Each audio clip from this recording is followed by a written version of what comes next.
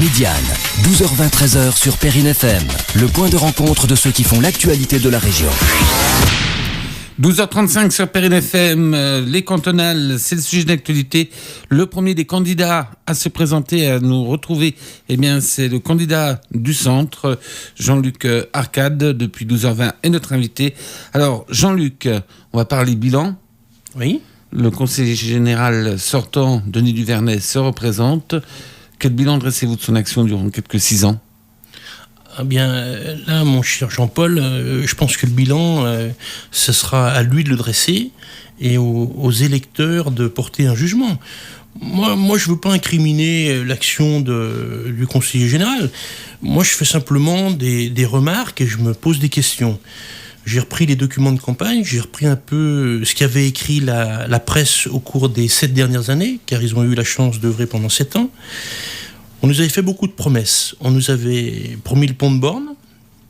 D'ailleurs, à propos du pont de Borne, je vois qu'aujourd'hui, on s'agite un peu partout, en levant les bras au ciel, en disant « c'est pour demain, c'est pour demain ».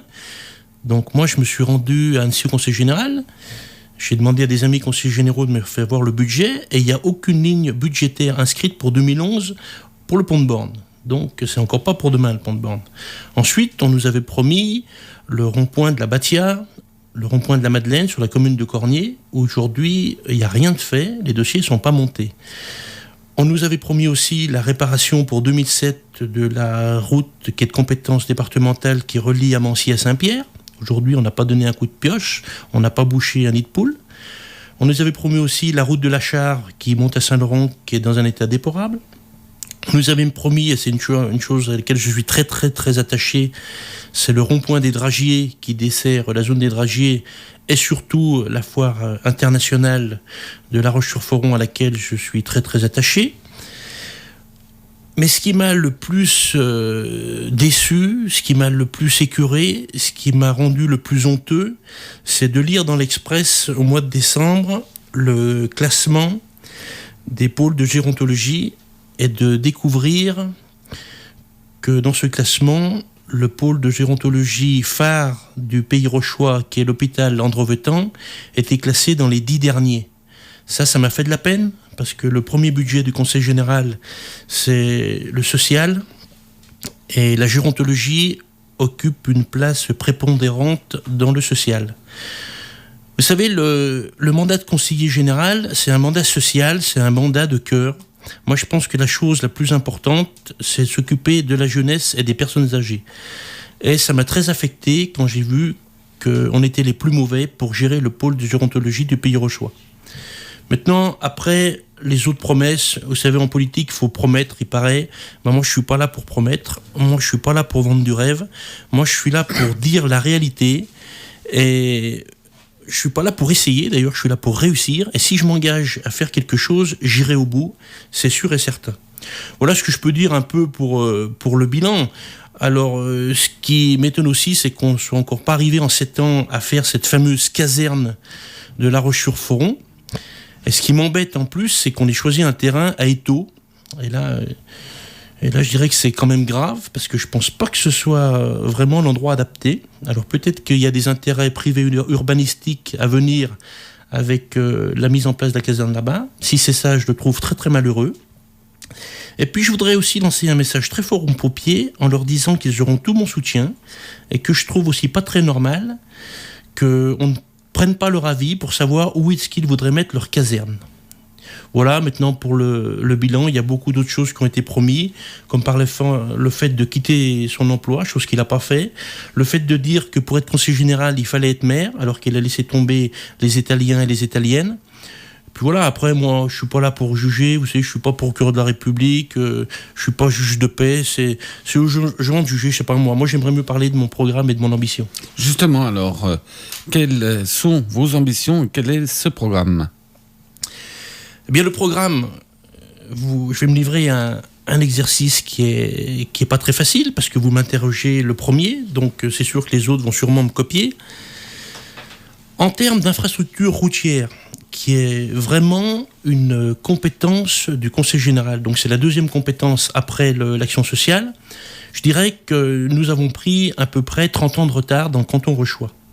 Il est urgent, bien sûr, de faire le pont de Borne. Et là, j'en appelle quand même à l'intelligence et à la responsabilité des élus, qu'on arrête de faire de la politique avec un petit P, qui consiste à se lancer des pots de banane sur les pieds, et qu'on œuvre pour le bien de la population, pour le bien des habitants de la vallée de l'Arve, en faisant sérieusement et en se penchant sérieusement sur ce projet, car aujourd'hui, tous les terrains ne sont pas achetés. Aujourd'hui, il n'y a pas de ligne budgétaire au Conseil général pour ce pont de Borne. Donc le pont de Borne, je m'y attacherai, mais ce n'est pas ma priorité. Ma priorité, c'est le contournement de La Roche-sur-Foron. Aujourd'hui, on transfère le PSM en face, en le démultipliant. Il y aura beaucoup plus de capacité d'accueil. On va mettre l'hôpital Andrevetan à la place de l'EPSM parce que le terrain appartient au Conseil général. Et c'est bien normal, j'insiste bien, que ce terrain revienne à Andrevetan. Et puis surtout, on a fait beaucoup de construction là-bas. On a fait énormément de construction et il y a beaucoup de gens qui sont garés dans la route. Et moi, je pose la question aujourd'hui, comment on va faire pour faire circuler les gens à La Roche dans 2 ans, dans 3 ans et dans 5 ans, et a fortiori dans 20 ou dans 30 ans. Donc je pense qu'il est urgent de faire une voie de contournement qui pourrait... Ça, c'est étudié, parce que moi, je ne suis pas ingénieur urbaniste. Je pose simplement la question. Je ferai travailler sur ces dossiers. Il faudrait voir une sortie sur Étaux. Si dans les mandatures d'avant, le maire d'Étaux n'a pas condamné des terrains par l'urbanisation galopante, il faudrait sortir par le pont Jérôme, ou alors sortir sur Amancy, avec une concertation bien sûr avec les élus d'Amancy, mais surtout avec la population d'Amancy, qui aujourd'hui déjà se plaint à Voserier que les gens viennent circuler dans les petites routes qui ne sont pas du tout adaptées. Ensuite, j'ai un projet aussi phare, c'est le rond-point des Dragiers et la foire. Il faut absolument desservir cette foire de la Haute-Savoie, c'est l'objet du Conseil général, et je m'y attacherai. Alors après, il y a des projets de second ordre, et ça, je m'en occuperai quand je serai conseiller territorial. Ensuite, mon projet, il est social. Aujourd'hui, je pense que dans le social, dans le Pays rochois, on a fait marche arrière. Tout à l'heure, j'ai expliqué l'hôpital Andrevetan, qu'il n'était pas adapté du tout, qu'on n'avait pas respecté, que le Conseil général n'avait pas respecté son engagement vis-à-vis des personnes âgées. On a fermé malheureusement le foyer Notre-Dame, donc là on a perdu des lits. La MAPAD de Saint-Pierre n'est pas condamnée, mais elle est peut-être en sursis, car aujourd'hui dans le schéma de gérontologie du département, on veut faire que des MAPAD de 90 lits, et la MAPAD de Saint-Pierre en compte beaucoup moins, donc j'espère qu'on va arriver à la sauver. Et mon projet social, il est aussi très fort dans le sens où aujourd'hui, il faut regarder un peu ce que font les autres pays, en particulier les pays scandinaves, la Suède, Norvège, Finlande, et surtout nos amis québécois qui parlent la même langue que nous. Eux, ils se sont portés à fond leur action dans le maintien à domicile. Et moi, je suis à fond pour ce système de maintien à domicile, avec un service public pour ceux dont les moyens le nécessitent, et un service privé pour ceux qui peuvent se le payer, c'est bien normal. Il faut toujours laisser le choix aux gens. Il faut toujours qu'on puisse choisir sa façon de vieillir. Et je parle pour mon cas, moi quand je serai vieux, eh bien j'aimerais bien rester chez moi jusqu'au bout. Parce que j'aime bien mon chez moi, j'aime bien manger chez moi, j'aime bien dormir chez moi. Et puis aussi, ça c'est quand même un gisement d'emplois. Dans les pays scandinaves, au Québec, il y a énormément d'emplois qui se sont développés les 30 dernières années avec le service à domicile. Et puis ensuite, il y a des compétences au niveau des collèges qu'il faudra que je couvre. Au niveau du transport, je voudrais juste dire 2 mots sur le transport. Aujourd'hui, nos politiques locaux font des grands discours en disant le transport, mais il n'y a rien qui se passe. Moi, je pense qu'il est urgent de mettre en place des transports interurbains, et puis surtout des transports interpays. Je pense à la Suisse, où tous les matins, il y a quand même 70 000 frontaliers qui se rendent en Suisse, où il y a des bouchons énormes à toutes les frontières. Et là, il faudra vraiment se pencher sur la façon dont on peut en sortir. Et la façon dont on peut en sortir, c'est de mettre en place tout simplement des services de cars réguliers ou des services SNCF qui sont capables d'amener les gens sur leur lieu de travail sans occuper les routes départementales. Voilà un peu pour mon projet. Alors après, il y a la finalité de mon projet, c'est de redorer le blason rochois. Aujourd'hui, notre canton est complètement oublié. Il y a 30 ans, La Roche-sur-Foron est à peu près en notoriété et en choses à découvrir au niveau d'Annecy. Aujourd'hui, le canton rochois, il est un petit peu délaissé. Moi, je vous dis franchement, tirer un petit peu la couverture sur nous. Moi, le diktat des Annéciens, ça suffit. Moi, je pense qu'on doit partager, que tous les cantons doivent vivre, surtout le canton rochois. Voilà. D'accord. Un mot sur... on va partir pour Annecy. Annecy 2018. Alors ça, c'est un sujet qui est très très sensible. Alors on peut s'agiter en présentant les vœux à la population en début d'année, en levant les bras au ciel et en disant les JO, nouvel an, nouvel élan.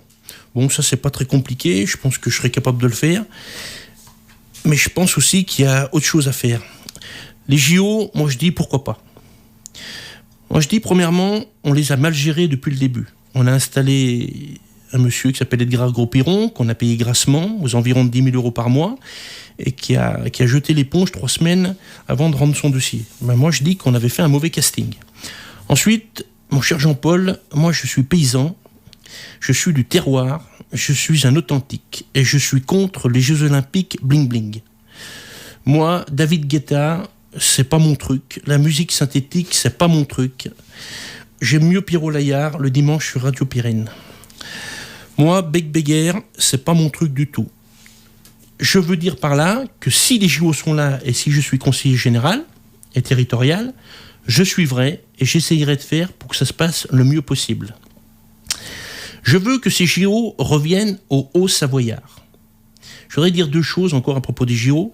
C'est qu'en 67, on a fait des Jeux Olympiques. En 68, on a fait des Jeux Olympiques à Grenoble, où les Grenoblois ont payé pendant 30 ans.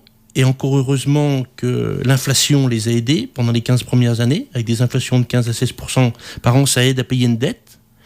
Je voudrais dire aussi qu'en 92, les Jeux Olympiques, je les connais bien, parce que je m'en suis occupé en tant que président des élèves de l'École supérieure de commerce de Chambéry.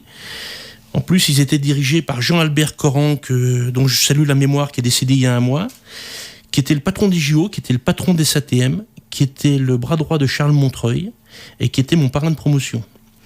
Donc ces JO en 92, ils ont été menés par des Savoyards, Jean-Albert Corran, Michel Barnier, Hervé Guémard, par des Savoyards, pour des Savoyards. On avait besoin d'infrastructures en Savoie, on avait besoin de construire l'autoroute de la Maurienne, l'autoroute de la Tarentaise.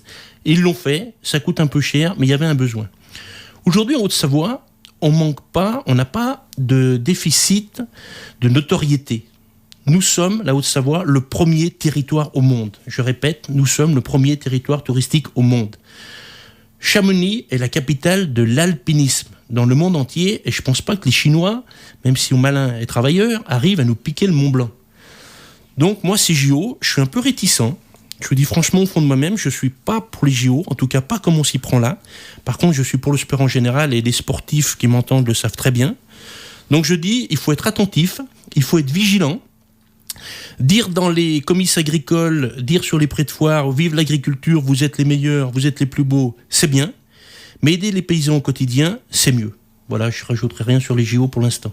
Un mot aussi sur les infrastructures, puisqu'il y a un projet avec la SNCF, qui est le doublement de la ligne,